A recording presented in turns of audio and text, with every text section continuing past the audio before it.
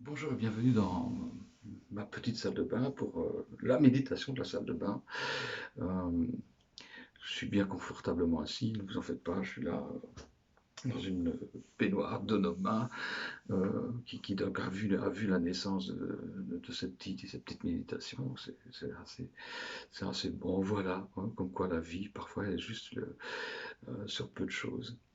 Aujourd'hui, je voudrais planter un décor qui va nous conduire, qui va nous permettre de bien comprendre le contexte pour nous conduire au dimanche de Pâques, la plus grande des fêtes chrétiennes.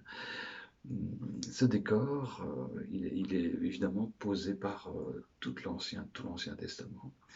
Et je voudrais parler d'un commencement, plutôt de deux commencements. Je me suis rendu compte dans ma lecture que euh, l'évangile de Jean commence par au commencement. On va lire quelques extraits, mais il nous propose en fait un deuxième commencement. On va essayer de découvrir ça ensemble. Évangile de Jean, tout début de l'évangile. Au commencement était la parole, et la parole était avec Dieu, et la parole était Dieu. Elle était au commencement avec Dieu, tout a été fait par elle, et rien de ce qui a été fait n'a été fait sans elle. Donc voilà, on a ici une parole qui était au commencement, cette parole créatrice, hein, cette parole puissante. Euh, on découvre après dans l'évangile de Jean que, au verset 14, la parole a été faite chair, elle a habité parmi nous, pleine de grâce et de vérité. Nous avons contemplé sa gloire, une gloire comme celle du Fils unique venu du Père. Et là, on comprend, la parole dont il parle, c'est Jésus. Jésus, donc, Dieu, était au commencement et il a créé l'univers. Donc, un Dieu tout-puissant qui crée le monde que l'on connaît. Mais voilà que Jean va aussi écrire des lettres, des épîtres, et dans la première des trois lettres que nous avons, il dit ce qui était dès le commencement, ce que nous avons entendu, ce que nous avons vu, ce que nous avons contemplé et que nos mains ont touché concernant la parole de vie, et la vie a été manifestée, nous l'avons vue et nous en rendons témoignage, et nous vous annonçons la vie éternelle qui est auprès du Père, qui nous a été manifestée. Donc en fait, il parle d'un commencement, mais quand on lit bien, ce commencement-là, ce n'est pas le commencement à la création du monde. Ce commencement, c'est la venue de Jésus. Il dit, nous l'avons vu, nous l'avons contemplé, nous l'avons touché. Jean n'était pas là à la création du monde, donc il n'a pas pu voir ça. Il a vu, il a contemplé, il a touché Jésus. Deuxième commencement qui signifie en fait, on recommence. Nouveau départ. Pourquoi faut-il un nouveau départ? Parce qu'en fait, le premier commencement, Dieu vient, il crée le monde, et puis on connaît le récit très brièvement, et sans doute je vais louper pas mal d'événements capitaux, mais très brièvement, l'homme que Dieu crée désobéit, et donc le péché s'installe, hein, les ténèbres s'installent, hein, alors que Dieu crée tout bon en fait, hein, et puis les ténèbres s'installent dans ce monde, et donc petit à petit, cette relation que Dieu voulait avec l'homme, elle est brisée, l'homme, euh, enfin, ou plutôt pour aller dans le bon sens, Dieu va essayer de quand même de rétablir cette relation en choisissant des hommes, puis un peuple, il va essayer de leur donner des règles de vie pour essayer de revenir à quelque chose d'essentiel. Malheureusement, on arrive toujours à tronquer ce que Dieu donne, hein, et ces règles de vie deviennent des règles religieuses où on fait des choses, et les fêtes, ça devient des habitudes où on ne prend pas d'office conscience, hein. Je ne dis pas pour tout le monde, mais voilà, pour une partie du peuple, il- ça devient une religion. C'est une religion. On a transformé la relation en religion, pour le dire simplement. Il y aura évidemment toujours un reste fidèle, hein, ça c'est tout au long de l'Ancien Testament et du Nouveau aussi. Il y a toujours ce reste fidèle qui est là. Mais donc voilà, on est avec cette ancienne alliance, et quand on arrive au bout, la conclusion, c'est quand même un échec, quoi. C'est pas une réussite. Euh, Au niveau de la relation entre le peuple et Dieu, c'est pas le top. Voilà, on est tombé dans des rites, des machins, et donc il y a un moment donné, on se rend compte que les lois, bon, en fait, ils n'arrivent pas à les pratiquer non plus parce que voilà, c'est- c'est trop dur, c'est trop compliqué. Et donc on arrive à un état de fait où, où il y a un deuxième commencement. Dieu décide de ne pas laisser tomber son peuple, de ne pas laisser tomber le monde, et ça, c'est remarquable. Euh, Moi, dans mes petits trucs, combien de fois j'ai essayé un truc et puis ça marche pas, on laisse tomber, on recommence autre chose, quoi. Dieu a un projet et ce projet-là, il ne le laisse pas tomber. On va faire un deuxième commencement, un nouveau départ avec ce projet-là. Et c'est ça qui est intéressant aussi dans ma vie. Franchement, quand il y a pas mal de trucs qui sont loupés avec Dieu, je suis heureux que Dieu me permette de revivre des deuxièmes recommencements, parfois des troisièmes, des quatrièmes. Je ne vous dis pas le nombre de fois, hein, si Jésus nous enseigne à pardonner 70 fois, 7 fois, je ne vous dis pas le nombre de 70 fois, 7 fois que Dieu m'a permis de faire des recommencements, de recommencer avec lui. Donc, nouveau commencement ici, en tout cas au niveau euh, de la Bible, premier commencement, deuxième commencement, Jésus est là, nouveau départ. Alors ce nouveau départ, il est là pour ramener la lumière, hein. Il y a eu les ténèbres qui se sont installées, et quand Jean signale ce commencement, ce qu'il dit, c'est en elle était la vie, cette parole était la vie était la lumière des hommes. La lumière brille dans les ténèbres, et les ténèbres ne l'ont pas accueillie. Donc il y a toujours ce choix en fait, hein, qui est posé à l'homme. Dieu ne vient pas euh, en grand Dieu qui vient s'imposer avec sa grosse voix. Tu dois m'obéir maintenant. Ce genre de truc qui pourrait faire peur, à la limite, avec un Dieu despote, hein. Dieu a fait ça à la création, peut-être pas avec sa grosse voix, parce que je n'imagine pas Dieu avec une grosse voix, mais Dieu dit et c'est créé, quoi. Donc les choses en toute puissance se font à la création, une parole et c'est fait. Ici, la parole, en fait, ben, elle n'est pas dite au tout début de la venue, parce qu'en fait, au verset 14, la parole a été faite chair. Donc cette parole, la puissance de Dieu qui vient là, dans le nouveau commencement, il vient en toute faiblesse. Il y a Matthieu et Luc qui nous racontent le récit de la naissance de Jésus.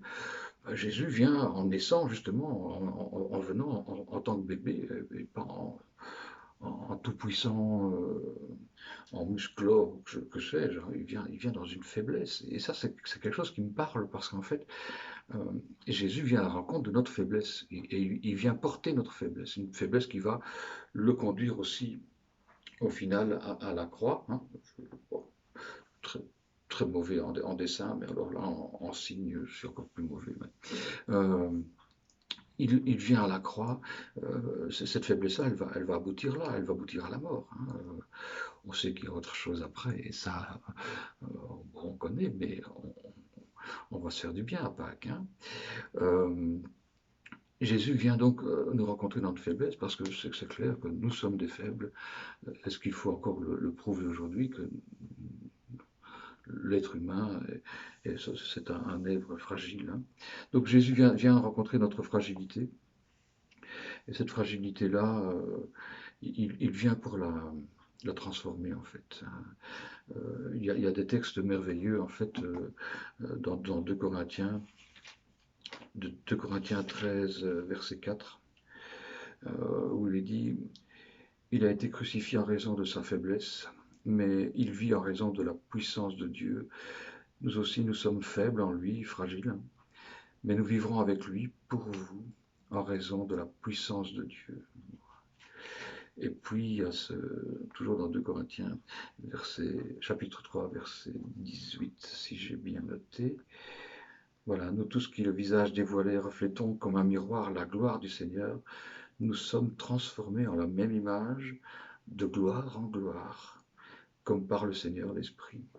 Il y a cette fragilité d'aujourd'hui qui sera qui est déjà aujourd'hui transformé, hein, glorieusement, mais qui sera un jour transformé en corps de gloire, tel que la Bible nous le dit. Et donc, il y a cette espérance-là. Ça, c'est au niveau de la fragilité. Il y a, je pense, un autre aspect dans cette deuxième venue qui peut-être qui va ensemble avec cette gloire que Jésus vient nous apporter, c'est la notion de Jésus vient mettre la lumière. Jésus est la lumière des hommes, que la lumière soit au départ, hein, et il y a un que la lumière soit qui vient dans ce deuxième commencement. Cette lumière est venue dans les hommes, hein, chez les hommes. C'est c'est une prière qui n'est pas dans la Bible, mais quelque part, cette prière, elle est simple. Quand on veut faire entrer Dieu dans sa vie, c'est Seigneur, que la lumière soit dans ma vie, que ta lumière soit, s'il te plaît, viens illuminer ma vie, j'en ai besoin. Donc ça, c'est un peu le décor que je voulais planter aujourd'hui pour nous permettre d'avoir vraiment un contexte à tout ce qui va suivre dans les prochaines méditations. Les choses essentielles, voilà, nous sommes là avec une fragilité, avec un besoin de lumière aussi surtout. Et je voudrais peut-être euh, proposer un texte à retenir. C'est 2 Corinthiens 5, 17. Si quelqu'un est en Christ, il est une nouvelle créature, il est une nouvelle création. Ancienne création, nouvelle création, hein, c'est un peu ça aussi, hein, une nouvelle création.